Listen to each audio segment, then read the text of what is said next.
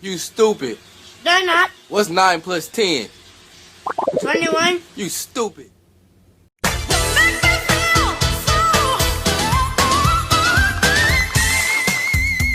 Being called free shavakadoo.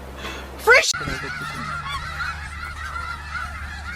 at all those chickens.